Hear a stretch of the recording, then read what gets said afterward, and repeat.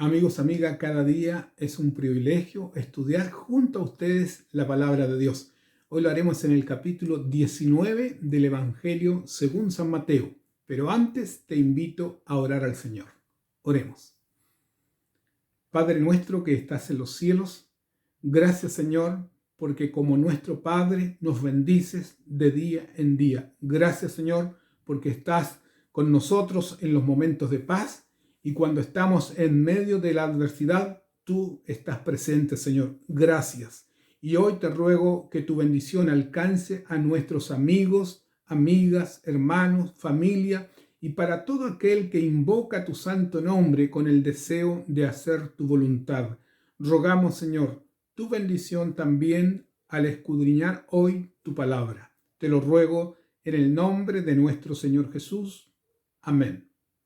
Amigos, el capítulo 19 tiene un título y dice así: Jesús enseña sobre el divorcio. Y dice que los fariseos se acercaron a Jesús para tentarle con la siguiente pregunta que aparece en el versículo 3. Y le dicen: ¿es lícito al hombre repudiar a su mujer por cualquier causa? Y entonces Jesús le dice: ¿y no habéis leído que cuando Dios creó todas las cosas, creó un hombre y una mujer? Es decir, Dios estableció el matrimonio entre un hombre y una mujer. El matrimonio es heterosexual. Y entonces la carta del divorcio, ¿por qué razón? Le dice el Señor: por causa de vuestro pecado, por causa de la dureza de vuestro corazón, se emitió la causa de divorcio. Pero amigos, yo les digo, así, en el versículo 9, le dice el versículo 9, y yo os digo que cualquiera que repudia a su mujer, salvo por causa de fornicación, y se casa con otra, adultera, y el que se casa con la repudiada, adultera. El Señor deja muy en claro en su palabra que la única razón para el divorcio es el adulterio. No hay otra razón. Así lo declara la palabra de Dios.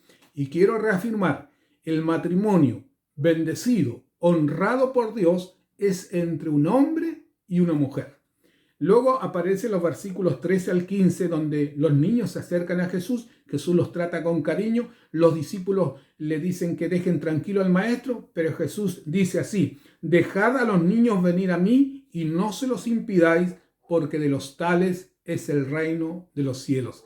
Es decir, tenemos que ser como niños para llegar cada día a Jesús. Y del versículo 16 en adelante aparece un relato realmente que siempre ha impresionado mi corazón. Habla de aquel joven rico que desea entrar al reino de los cielos y le dice a Jesús: Maestro bueno, ¿qué haré para tener la vida eterna? Y le dice Jesús: ¿por qué me llamas bueno? Solo hay uno, bueno, Dios. Entonces Jesús le dice: mira, si quieres entrar en la vida eterna, guarda los mandamientos. En el versículo 18, y el joven pregunta: ¿cuáles? Y Jesús le menciona, dice: no matarás, no adulterarás, no hurtarás, no dirás falso testimonio. Honra a tu padre y a tu madre, y amarás a tu prójimo como a ti mismo. Dice que entonces el joven dice: bueno, los he guardado desde mi juventud, ¿qué más me falta? Y el Señor le dice: mira, anda, vende todo lo que tienes y dalo a los pobres, y sígueme. Y el joven se fue triste. ¿Por qué? Porque era riquísimo, tenía muchas posesiones, y el joven colocó las posesiones terrenales antes que a Dios en su vida, y se fue triste. Y entonces los discípulos estaban allí y Jesús hace la siguiente declaración. En el versículo 23 dice: entonces Jesús dijo a sus discípulos: de cierto os digo, que difícilmente entrará un rico en el reino de los cielos.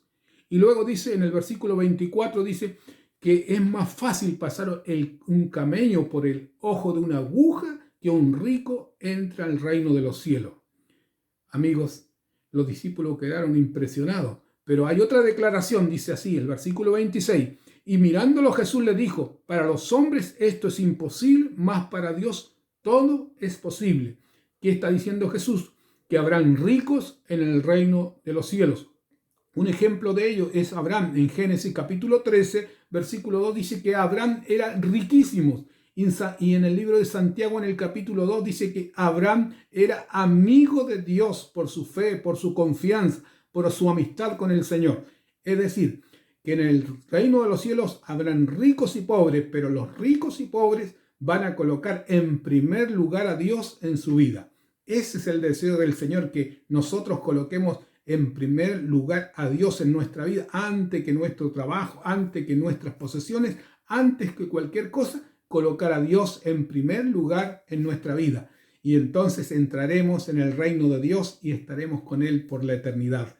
Amigo, Dios desea que tú y yo seamos ciudadanos del cielo. Por lo tanto, el llamado de Dios para hoy es: coloca a Dios en primer lugar en tu vida. Que Dios te bendiga en este nuevo día.